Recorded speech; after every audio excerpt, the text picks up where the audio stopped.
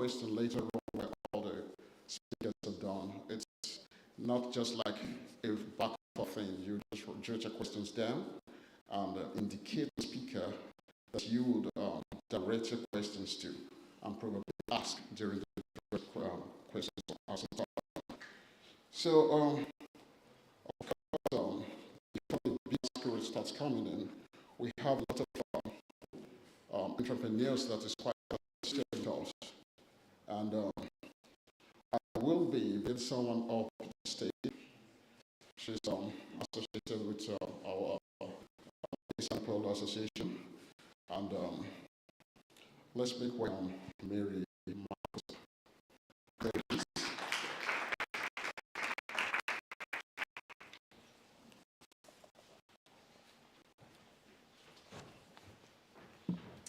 Good afternoon to everyone. How are you? Good. They say Esan Oye. Esan Oye.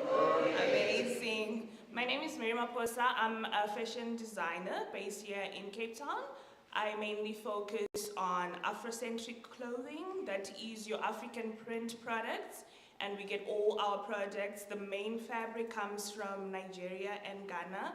We have your ashoke, we have your nice mud cloth customized into a jacket or into your suitings for any occasions. It can be for a wedding, it can be for a birthday function. We also have a physical store which is based in Eden-on-the-Bay, just right over here at Big Bay, where you can see all the nice goodies and merchandise. I'm also Tony Elumelu Foundation alumni. Tony Elumelu is a mentor and a bank investor in Nigeria. I'm also part of the Access Bank. I'm an ambassador for Access Bank from 2022. And also I'm a mentor who's also assisting other entrepreneurs who are in the entrepreneurship journey. So if you need to contact me on anything on how to be an entrepreneur, I can tell you it's not easy, but it is worth it. I started this journey in 2020. I started making clothes by hand in COVID-19. And today I can safely say that I've got big industrial machines. I've got 10 industrial machines for manufacturing and also a shop that is selling good products in Cape Town. So if you need anything, you're more than welcome to also see me after the function. Thank you so much for coming. Thank you very much, Mary. At this point in time, it's going to start looking nice. I've just been directed that the women wing leader for our association will come up later on to probably thank us later on and hear the beautiful voice of our wives. But however, let's make welcome someone that our president said that he is a friend who's turned brother, not only to the president, a brother to our association.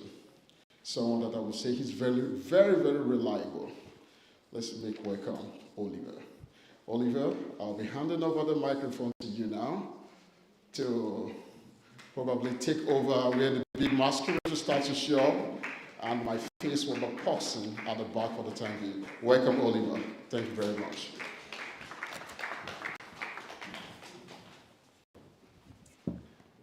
Thank you so much, Program Director.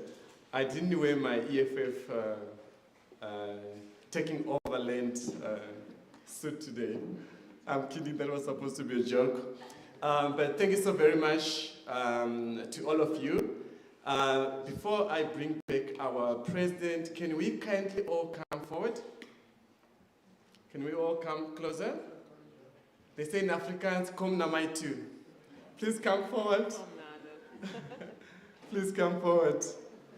And give yourself a round of applause for braving the rain.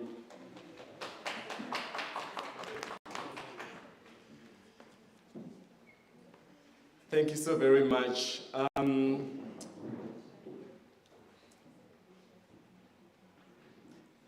I happen to come from a royal family from both my mother and my father as well.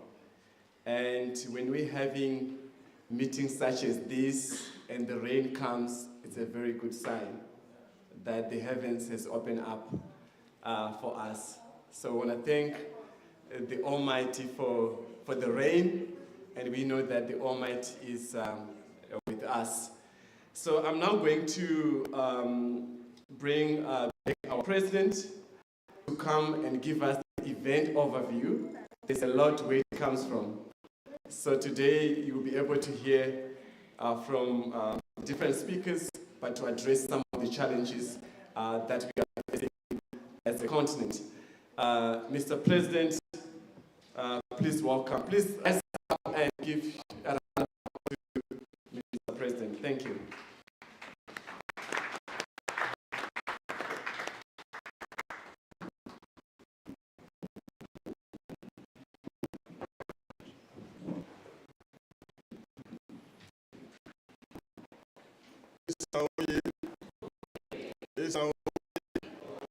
Are we cold? Are we ready? Without me? Wave. Thank you very much. Thank you. For those of us who do not know me, let me formally introduce myself. My name is Dr. Desmond Irabo. The president is Sanok Barolo, Cape Town, South Africa. I am the CEO, founder of AgroFi, Ayemere Group of Farm Industries. What we do is we connect humanity to universe through farming. And I can tell you that what gave birth to this today all started with this computer through D500, brother Loiso. For one reason or other, he couldn't make it here today. And for those of you who are here, I want to say thank you. My first principle in life is action. That is what I believe in. I believe in acting. And I believe the reason why most of you are here today is because you decide to act when you heard about this conference. In most recent cases, I would say to anyone who is ready to listen to me, do not wait for anyone before you would act. Do not leave that dream, that goal, for anyone before you would act. And if you're going to act, you have to make sure that whatever you're doing, that goal, that dream, should first go through you before you can start delegating to anyone. Some days ago, I was speaking to two young boys. They know me to be a Christian. And I told them, I said, not even with God. Do not trust God with everything. And they were so confused and they were looking at me. And I said, yes, do not trust God with everything. Do you know why? Because God is also trusting you to do something for yourself. So I spoke to them and I told them, when it comes to act, do you have, let me make a simple illustration. Do we have our magazines? Yes. Please, can you wave? And your left hand, can you also wave? It's empty, right? I'm going to make a simple illustration. When I told them, do not leave everything to God, because there are so many things that God can do everything, but God will not do everything for you. Okay? Now, if we are going to place this under our arm, right? On the knee. Can we do that, please? And your other arm is empty, right? Now, if I am God and I'm to bless everyone here each with $1 million today, we'll all be excited, right? If the idea as God, sorry, can I have this? Can I have this, or can I have another mic? I also prefer this one. Thank you very much. It's all you. Hello. Okay.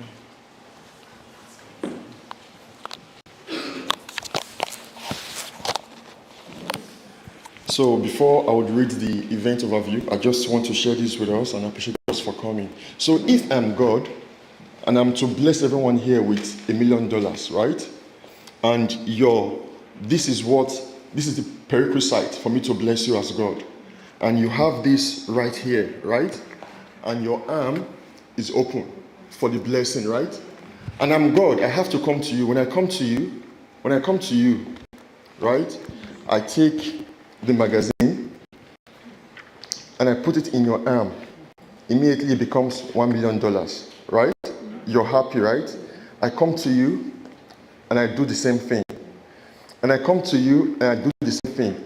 How many hours, how many weeks, how many months, years to take me to get to where he's sitting before he gets blessed? How long? Now, the reason why I said, as humans, we have to act.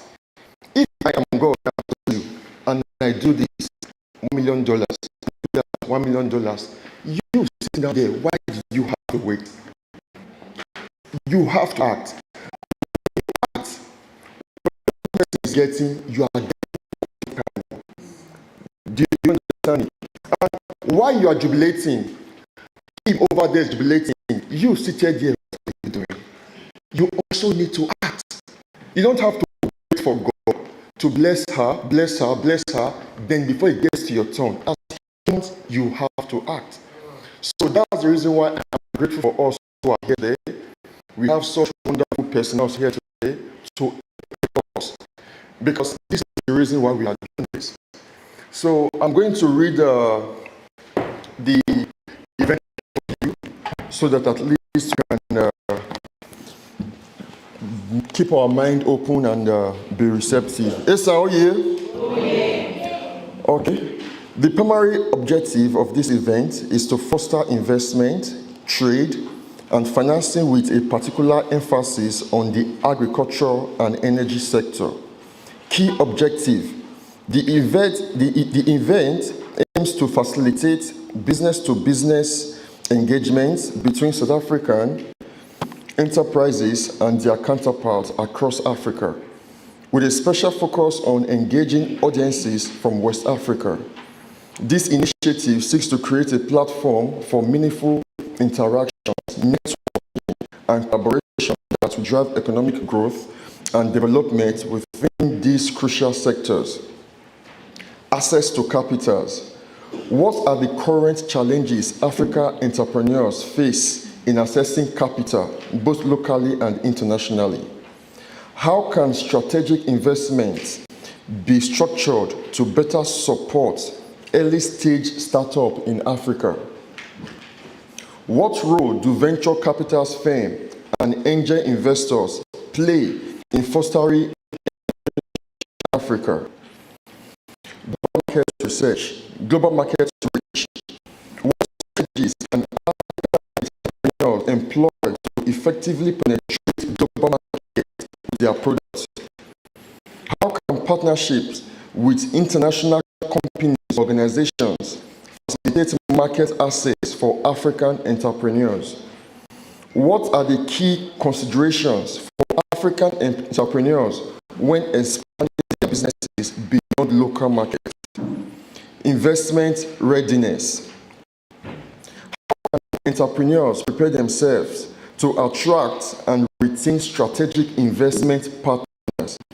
What are the critical factors investors look for when considering investment in African startups? What initiatives or programs are effective in enhancing the investment readiness of African entrepreneurs? Government and policy support.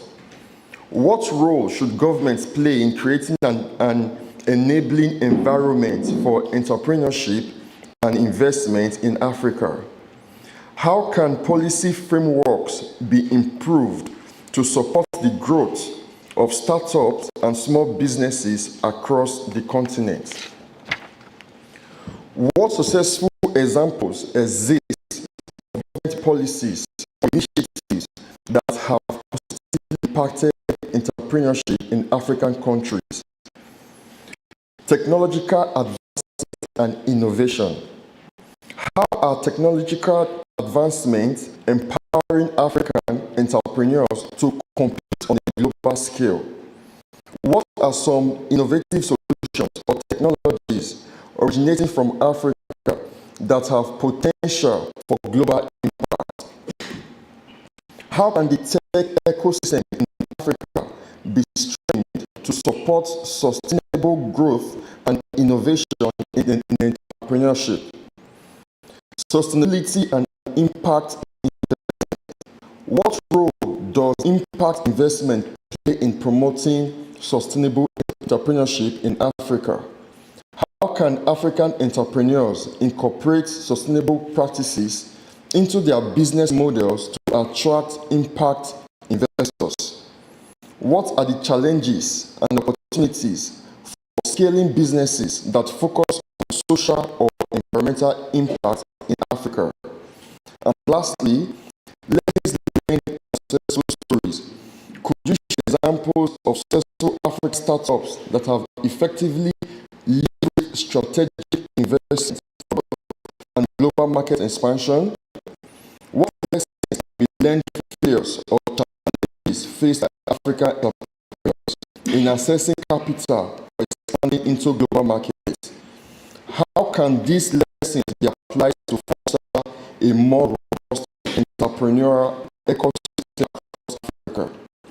So these questions aim to spark insightful discussions among panelists about the opportunities, challenges, and strategies involved in promoting entrepreneurship growth through strategic investment in Africa.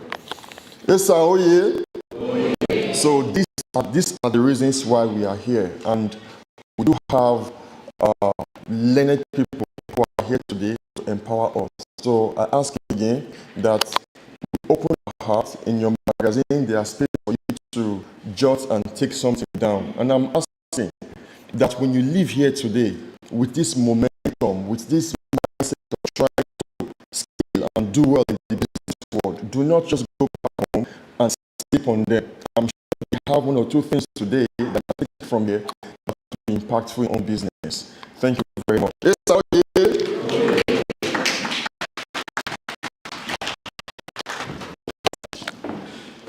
Please give him another round of applause.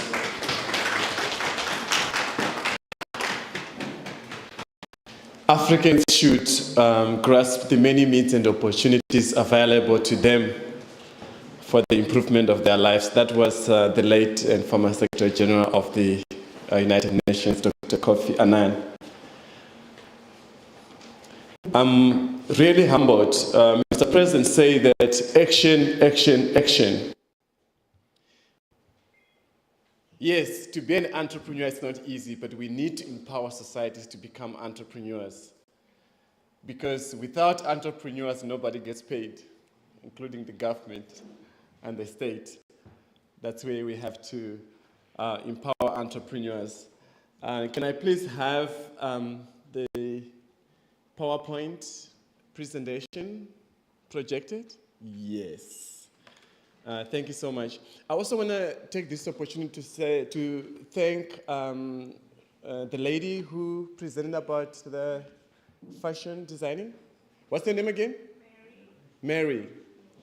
Mary. Mary, how many shops do you have? One physical store in Cape Town, another one is in Sandton. So two physical stores. Okay. Are you looking to expand? Okay, which other parts of Africa you want to expand your business? It will be global into the United States, not just Africa, but more global. Okay, are you looking for finance as well? Okay, we can talk after the presentation today. So today I want to talk about doing business in Africa and also how we can be able to make the social impact. So just a brief about myself. You can go to the next slide. About myself, I'm an entrepreneur. Since I can remember, I became an entrepreneur when I was 9. They used to call me Mr. X, now they call me Mr. Glue. So I don't know which one. But I learned entrepreneurship from my mother because my mother used to sell in the streets, vegetables, potatoes, bananas. And I was born in a very, very remote village. where we had to go and fetch firewood. You know, this one that you buy, you know, in the city that's nicely cut. I grew up herding cattle, and I wore my first pair of shoes in grade 7. But as you can see there, I say, dare to dream. All I wanted was to overcome poverty. And you see later,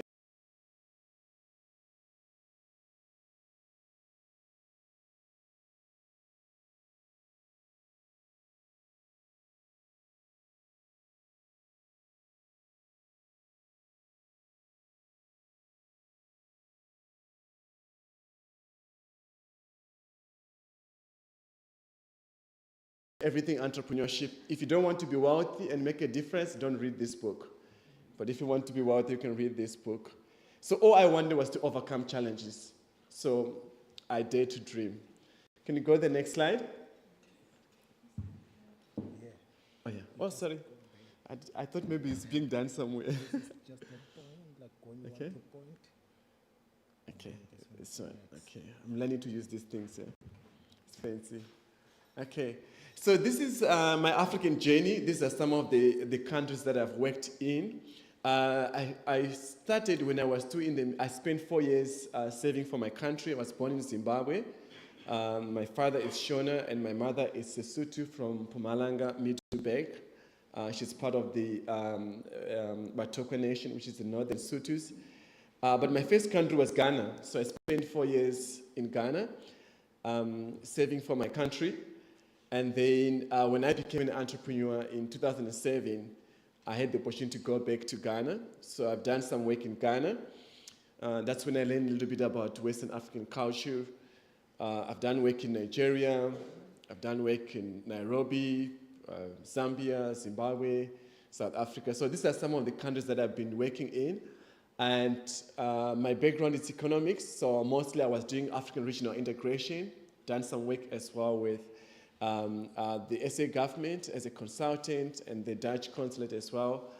And really it was more about helping companies who are from the outside of the continent, who want to form partnerships and build businesses on the continent. Because Africa is not a country, it's a continent. And with different traditions and different cultures. And most people, when they're outside, they think that we are just a country.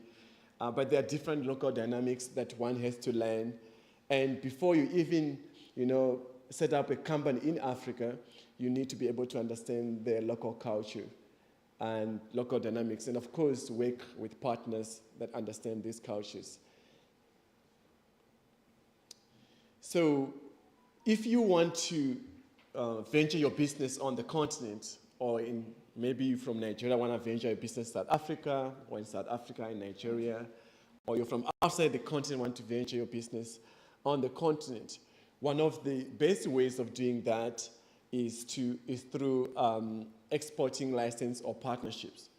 So for example, you could apply a license to set up your business in Mauritius, or in South Africa, or in Nigeria, or through partnerships. And one thing that we have learned from COVID-19 is that one should have critical thinking.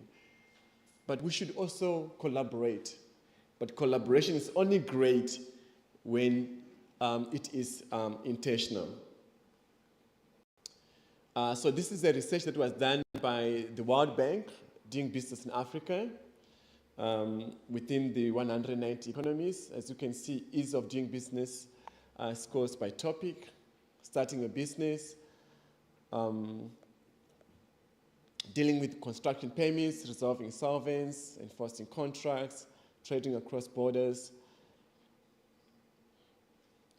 So this is, I think I put the top 20 of the countries of doing business. You see that Mauritius is ranked number 13 in the world, but here it's 81 in the world of doing business, but on the continent it's now number 1. Then you can also see there's Rwanda, we have Kenya, and South Africa is number 4. We have Zambia, we have Angola, Kenya, Ethiopia, and Tanzania. We also have Ghana there, you can see.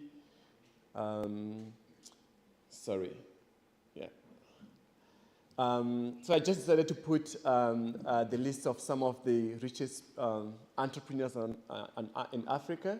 You see number 1 and number 2, they are both Nigerians, but they were founders.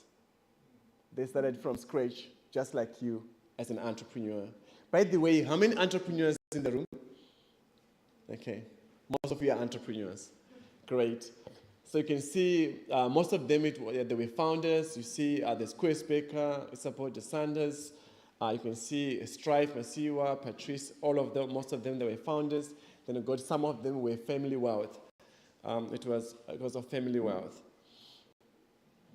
Profile of an African entrepreneur. So most people in Africa, they become entrepreneurs because they travel the world, or maybe they go and work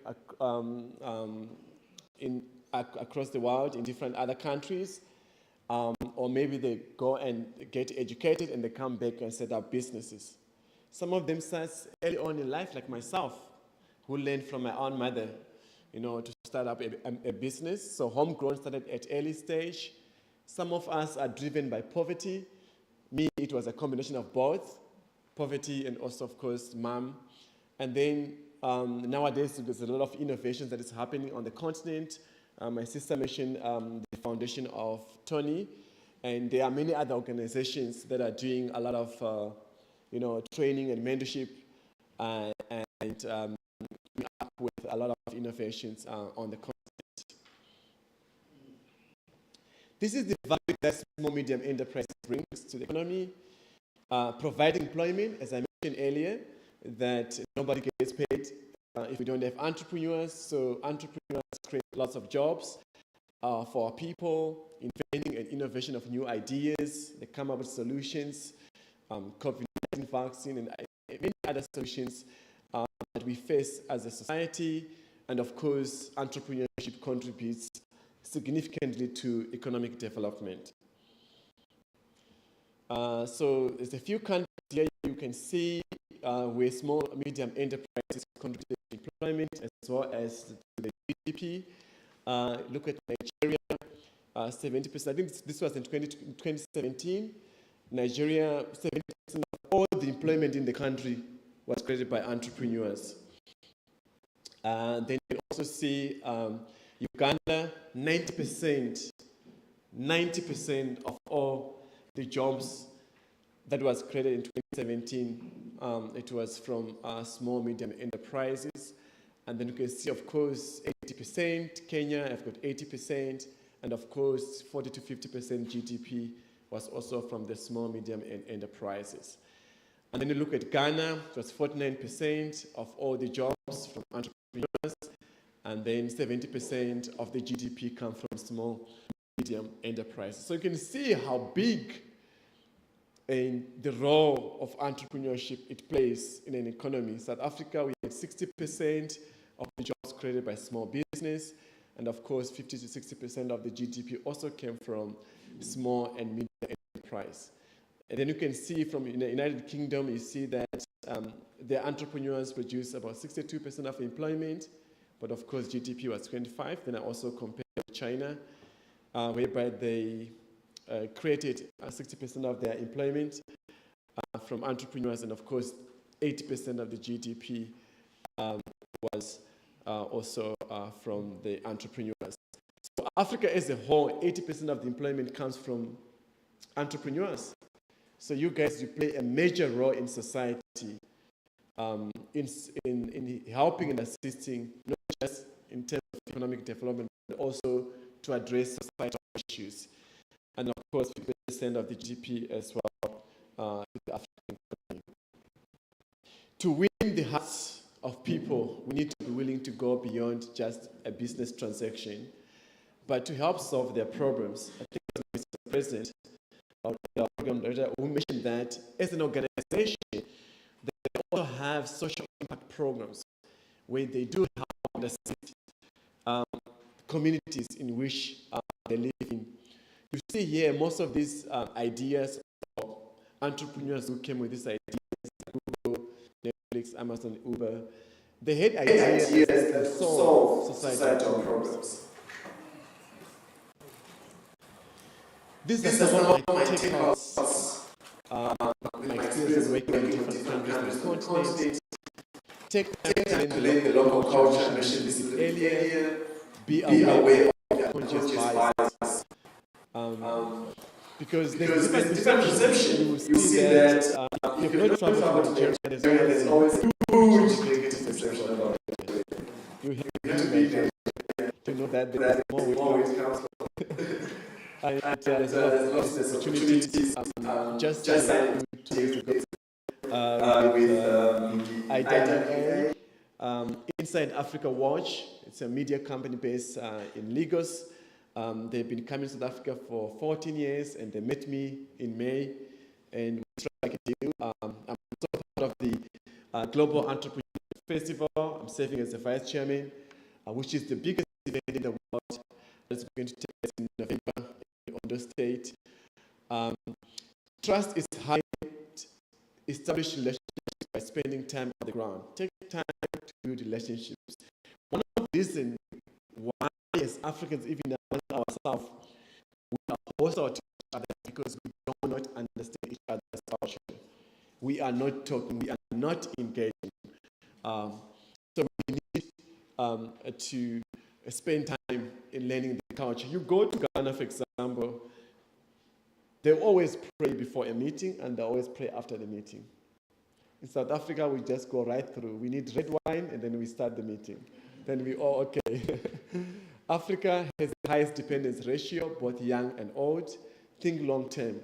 So if you look at the 20 top richest Africans, some of them were founders, some of them it was wealth from family, and most African businesses, they don't think long term. And it's very, very important to think long term. To have long-term solutions that will live beyond when you are gone. People retire with little or no retirement savings of regions that develop communities. So most people, they just end now. We call them in South Africa, we call them one-day millionaires. They earn money today, everything is gone. And you need to understand that you need to separate your business and your person. Because you can't swipe your business account at Cubana, So you need to separate that and think long term. Build a legacy, a business that will go way beyond you are gone. We underestimate our African expertise. Local knowledge is power. Very, very important to note. And then, of course, find your space to make a difference and create a positive impact. Very, very important. The need for entrepreneurship is massive to reduce the financial burden, but also to reduce poverty. You see a lot of crime, teenager pregnancy. There's a lot of societal challenges we're facing. Just to give South Africa as an example, and many other countries, it's because of poverty. But if we can empower societies, empower our continent, come together, collaborate intentionally, we can be able to help each other to set up these companies and also build the hashtag Africa that we want. Lessons from some of the founders. Most of these guys, you know them. Forensa Alakija from Nigeria. Don't take no for an answer and be ready to go the extra mile by making sacrifices. Now, the life of an entrepreneur, we look so pretty on social media, but it's very challenging. You may have that 4 million rand Porsche that our gentleman was mentioning, or 10 million rand car or house, but sometimes there's no money in the bank account. Clients pay you late, government don't pay you. Myself, I lost almost 3 million from the northern province. Sometimes you go through different depression, different challenges. So there are many challenges, but never take no for an answer. And as Mr. President was saying, action, don't say today is raining. I think there's the words of the scripture from Solomon, from the Ecclesiastes that says, the one that looks into the weather will not harvest. And I want you guys to give yourselves another round of applause because you braved the rain and you are real entrepreneurs. You are real entrepreneurs. it's in your business interest as an entrepreneur to form meaningful partnerships. That's how you do well for your shareholders. That is Patrice Motsepe. I met our president, I think today is the third time I met him through an old friend and business colleague. But he has become now a brother. And one of the reasons is not just friendship, but it's also about how best can we intentionally collaborate to help society and to build the continent. So think of forming. Don't treat today as a nice to have network. You don't have something to do on a Saturday and let me just go and have a nice to have. Treat this as a business networking opportunity and to start engaging and build meaningful relationships. The only way for Africa to prosper is for us Africans to lead. And when we lead as Africans, then foreigners will see what we are doing and they will join us. That was Aliko Dangote. We need to take the lead as Africans. We always say as young people, nothing for us without us. So we need to get involved and we need to take that lead. Build purpose into your business beyond making money, even as you make money. That was Strive Masiyiwa. So that is it for today. I try to make it a bit short because I want to allow our audience, which is the most important people today, to be able to ask questions later when we do the panel discussion. So thank you so much for listening.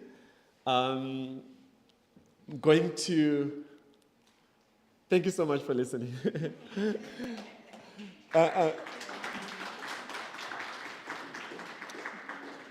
So if you have lots of questions, I brought lots of stuff. If you have lots of questions for me and for the fellow speakers later, please write them down. We have opportunity to be able to ask, and we're going to be able to have a dialogue and engage.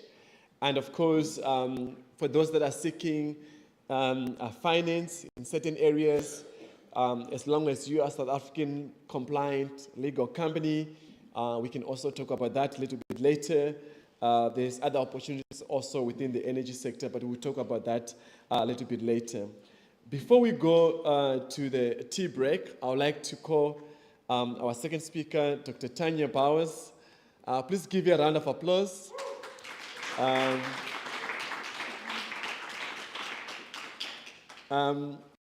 met Dr. Tanya just before the elections, no? But through one of our organization, the Progressive Professionals Forum. She's doing amazing work there, and she's more than like a friend and a mother. And I want to say thank you so much for honoring us today. Over to you. Thank you so much. Just before I start, I just want to recognize the president. I would say Comrade Desmond, members of the association, distinguished guests, ladies and gentlemen, please allow me to say ESA, oh yeah.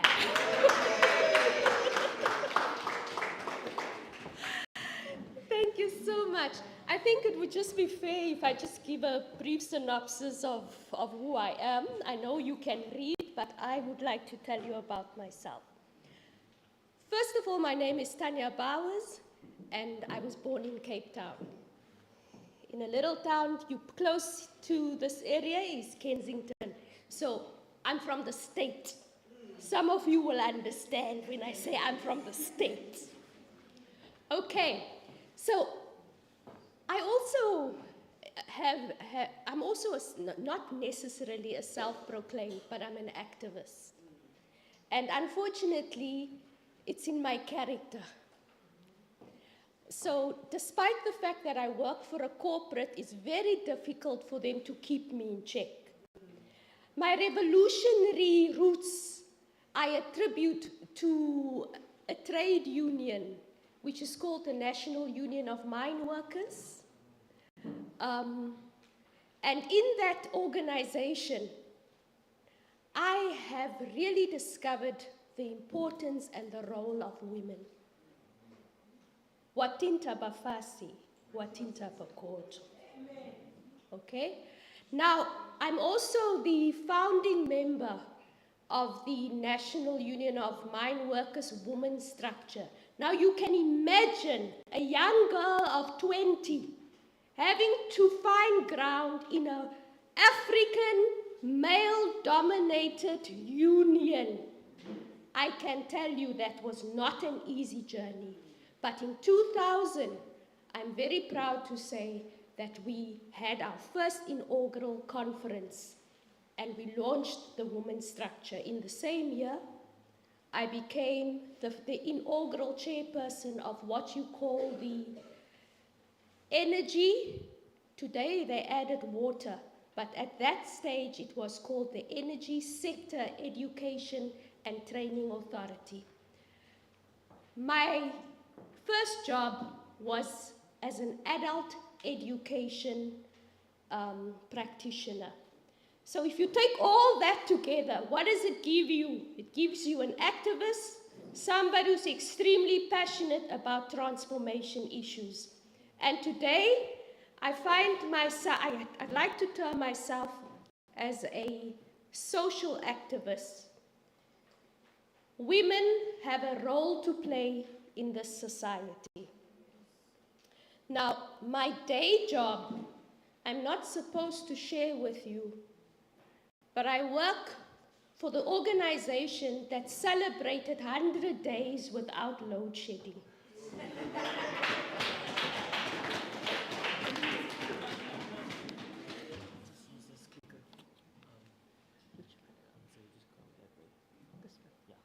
Okay, thank you very much. As I've indicated, it gives me great pleasure to have taken up the invitation to share some of my opinions and my experiences with this multicultural and diverse audience where we find ourselves. I think one of the unique characteristics of our continent is our ability to embellish our diversity as a people. It is therefore also important to understand that to advance a socio-economic transformation agenda, we need a community of entrepreneurs capable of reorganizing themselves to promote social change in a purpose and well-coordinated manner. And I want to borrow from your presentation, Oliver, where you quoted, the only way for Africa to prosper is for Africans to lead. Whoops. So I'm emphasizing that as the purpose and the touch point of my input or presentation to you today. What is also important is that we need to play a role in dispelling the notion that Africa is downtrodden, because we have so much to celebrate as Africans. And we need to find ourselves in a position where we are able to market our continent. Gone are the days where we allowed imperialist forces or colonialism to diminish the beauty of this continent. So, if I were to market this continent, what is it that Africa has to offer? A rapid expanding economy, predicted to have a real GDP of 3.8% in 2024. Now, these statistics are sometimes comes across as quite boring to most of us. But I think it's important that as entrepreneurs, we know and understand what we are confronted with. Because your mission is not just about making your business successful. Your mission is about alleviating poverty for a continent that the world looks on as if we are pathetic. Now, before I continue with this, I think I just omitted to indicate that while I also represent an organization called the Progressive Professionals Forum, this organization is a coalition of patriotic professionals. We recognize the radical shift in direction to stop the continent's downward spiral into poverty and underdevelopment, which is the root cause of social injustice. We can't pretend that we are not victims of colonization. We can't pretend that there was never apartheid in this country. Inasmuch as the world wants us to believe that, we cannot pretend. We will always remember. For too long, we've allowed ourselves to be weakened by the actions of the global community. When we speak about a credit rating system gets dictated by internationals, not by the locals. It's time that we give Africa what Africa needs. A continent rich in mineral resources, yet most of our people lives in abject poverty and scorned as a nation of backwardness. Is this the picture that we see? After Asia, Africa is the region with the quickest growth. The economies of Rwanda, Cote d'Ivoire, Benin, Ethiopia, and Tanzania are amongst the best performing in Africa. And we can go on. African nations, including Nigeria, Libya, Algeria, and Angola, primarily rely on the oil sector. So what am I saying? It's senseless that a continent so rich with minerals is allowing for the diminishment and the underdevelopment of its people.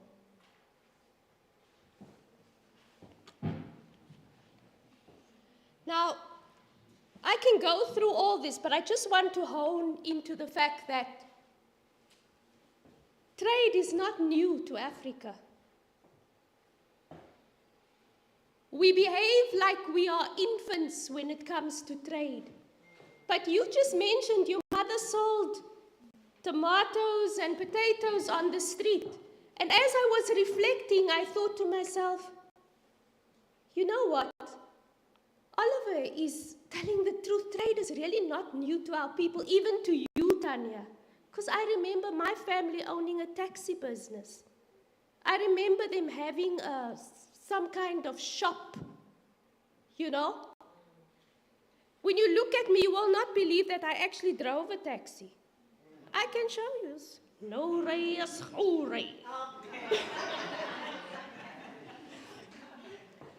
But the reality is, in every one of our families, we have some kind of encounter with entrepreneurs.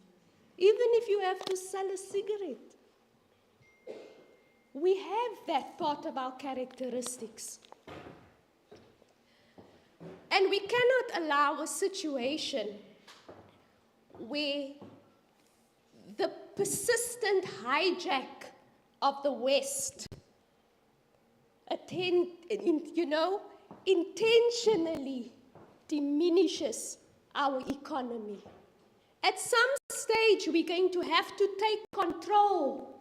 And fortunately, I want to say women have a significant role to play in intra-African trade, particularly in the exchange and production of agricultural products.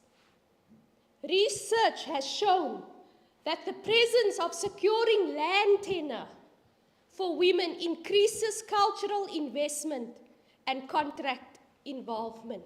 So what am I saying? I'm saying down with the feminization of poverty. Women can own land. And all those cultural prescripts that held us to the view that women cannot own land needs to be challenged. But I think it is automatically, it has, fizzled out. The use of digital technology and artificial intelligence has the potential to improve women participation in trade and agriculture. We have moved from a labor-intensive economy to a more knowledge-based economy. And that is why opportunities does exist for women.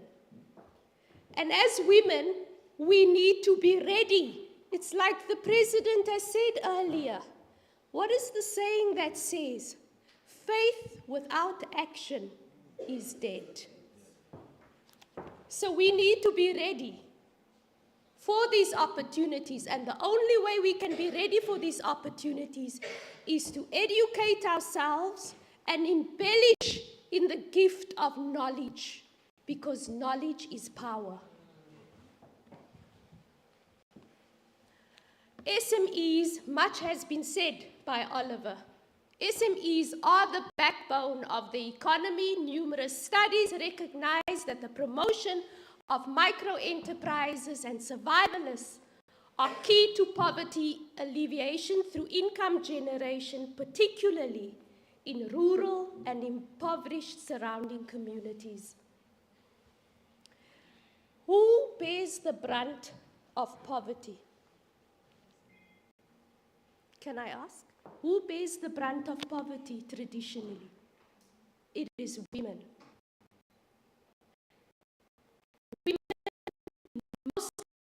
Bears the brunt of poverty. And therefore, we look towards the women to turn the tide. We've indicated that SMEs are crucial for addressing socioeconomic challenges in South Africa. So I'm coming home, I went to Africa, and I'm starting to land in South Africa. Small, medium enterprises account for over 98% of businesses in South Africa and contribute 39% to the country's GDP. The unemployment rate of 39.2%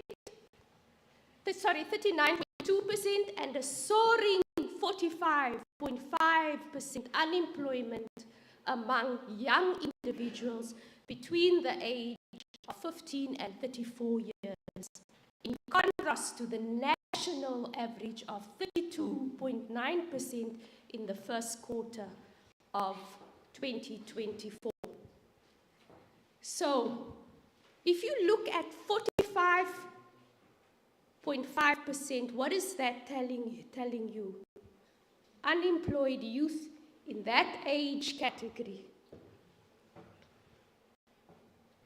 It's telling us that almost 50% of our youth is not having an opportunity for income generation.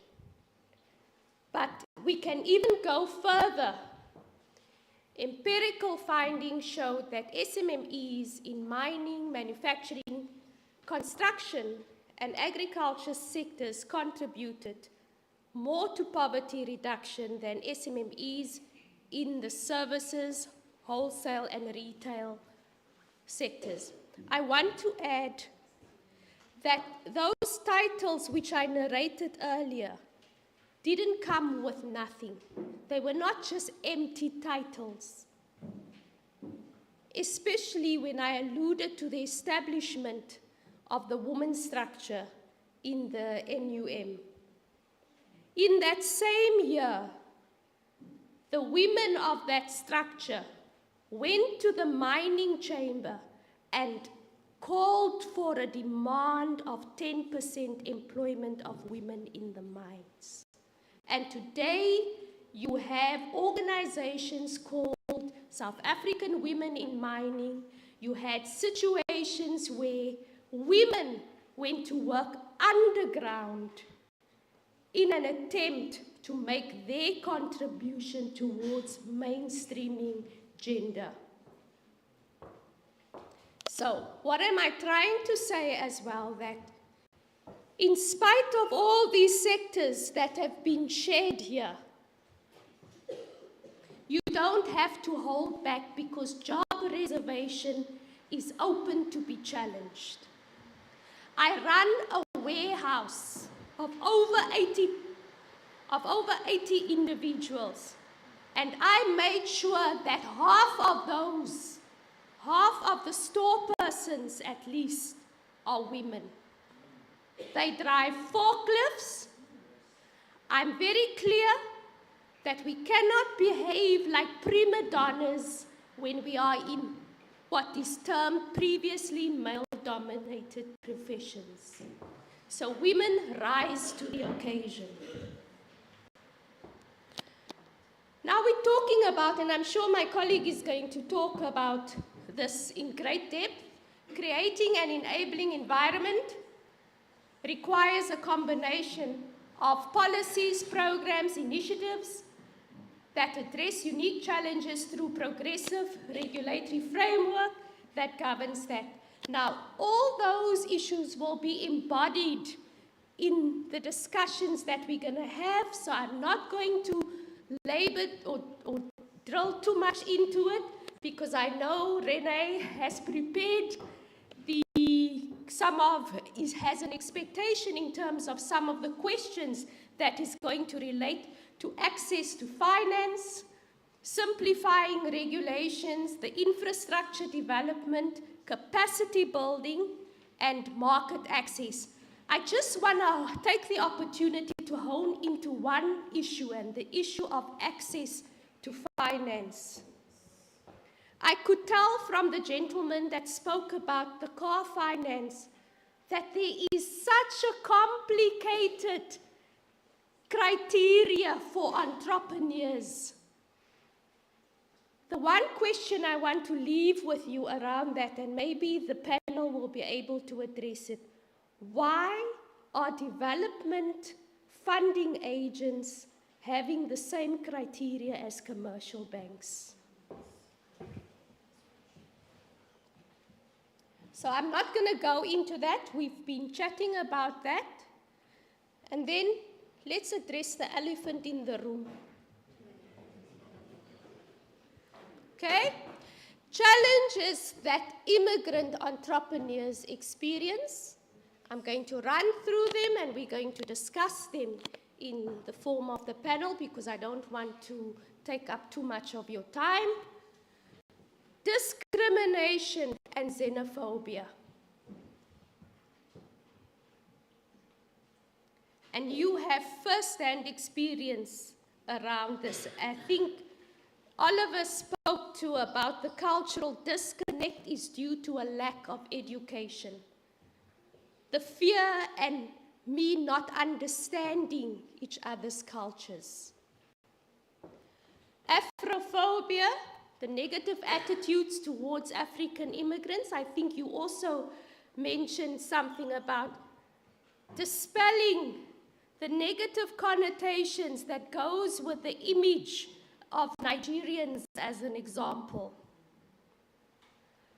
Communication and language barriers, we spoke about cultural differences. Visa and immigration status. So these are some of the realities that we need to confront and address if we want to be intentional about, and I love the motto of this organization, unity is strength. As Africa, we need to be united if we want to confront the challenges which I've raised earlier, especially the challenge around how do we build defense around the African continent and safeguarding the Africanism as opposed to the West. Limited access to local networks, this is an example of opening those opportunities. Encouraging networking amongst each other, the lack of knowledge pertaining to regulatory frameworks. Again, Renee and I will be able to talk to that. if need be, and obviously institutional support. I heard Oliver mention that, if there's funding available, if you're South African and whatever, everybody needs funding. In conclusion, as the African diaspora continues to weave its rich tapestry into the fabric of South African society, may we recognize that the impediments we face, not merely obstacles to success, but also opportunities for growth, resilience, and the fostering of a more inclusive and diverse economic landscape. Let us strive to create an environment where the entrepreneurial spirit of African migrants is not hindered by the shackles of adversity, but it's rather nurtured by the warmth of acceptance, understanding, and collective prosperity. Dr. Tanya Bowers.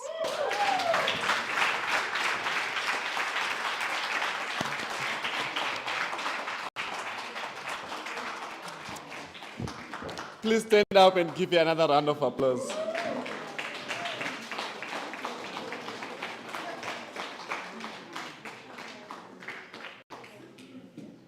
So today we go chop everything or go chop them or... Thank you so much, Dr. Tanya. I think a lot of wisdom. That's why you see I'm hanging on as a son to the mother. But I think we're going to draw more on the questions during the panel discussion. I'm going to call back my co-anger just to lead us on the next item. Thank you. Thank you very much, Oliver. Dr. Tanya, indeed, I've been putting myself in a very deep reflection when you were giving us a very amazing insight. I've constantly asked myself, for those that has been opportune to be to Europe, I've constantly asked myself, why can't I just can't cross to the other side of any country in Europe without being asked for a visa? There is no border in Europe. If we must be clear, there is no borders in Europe. But why would Africa create borders for themselves? It's a very sad reality. But at this time of the item in my hand, there's something we call a tea break. But fortunately, there's no tea. But we have a light refreshment at the back. So we would encourage everyone to probably just be in a single file, get some soft drinks and some snacks to help yourself while we just relieve ourselves with something else to about for the next 20 minutes before the next speaker comes. Thank you very much. Yeah, thank you.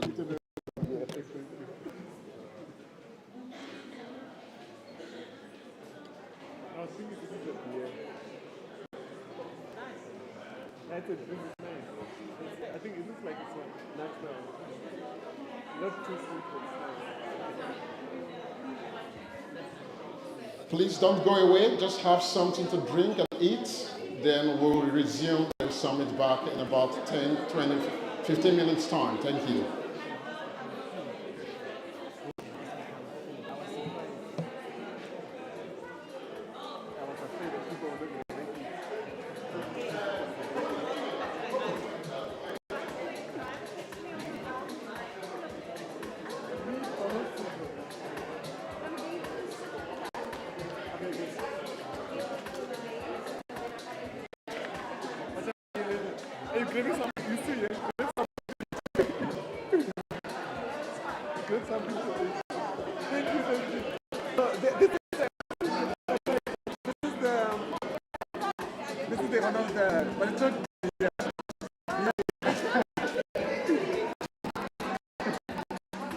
There's another one called, this is out, there's another one, the TA, that's the one I love. It's like a stone.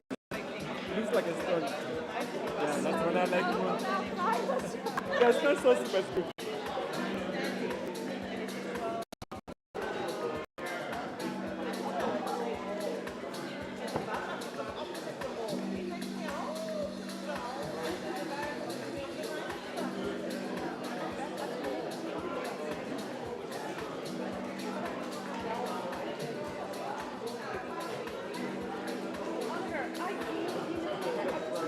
a clip. No, it's a black, it's not a proper phone. Or you can zoom also here.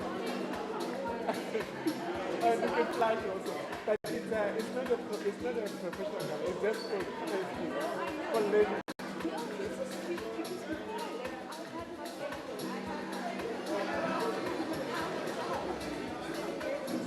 That's fine.